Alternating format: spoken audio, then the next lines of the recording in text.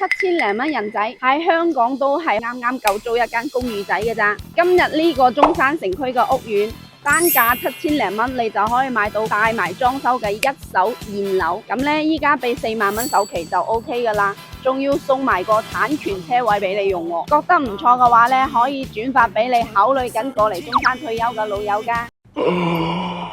呢個屋苑俾人第一感覺就係好舒服，而且仲要係人車分流嘅。你落樓散步嘅話都唔驚話同啲車爭路行，而且有水景有泳池。呢個園林喺同等價位嘅樓盤嚟講，真係好用心噶。過嚟養老肯定唔少得食啦，周邊嘅特色餐廳係超級多噶，一個禮拜7日你食唔同嘅風味都可以。如果想自己住翻2里嘅話，5分鐘車程，龍穗市場、南區市場，海鮮、肉類、蔬菜應有盡有。另外2大生態公園同埋3甲醫院都好近噶，想幾方便就幾方便。最重要嘅係呢個屋苑門口嘅話就有永東巴士直達到香港噶，朝頭早到夜晚都有班次。對於香港嘅老友嚟講，真係無敵啊！講咗咁多周邊嘅筍嘢，係時候嚟介紹下你間屋啦。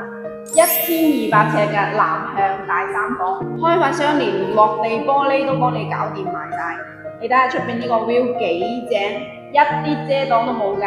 開發商都算抌本噶啦，廚房同埋衛生間全部都幫你做好晒，而且嘅話呢，用材用料都非常之唔錯噶。房間嘅話都好方正嘅，我哋嘅主人房仲要係做到個套間嘅設計嘅。之前呢度呢賣到萬幾蚊噶，依家嘅話呢7000零蚊你就可以買低，帶埋裝修。好嘅樓層唔等人嘅，如果你都有興趣嘅話呢，評論區留言睇樓，預約主播睇樓啦，關注主播，下期帶你睇更多筍盤。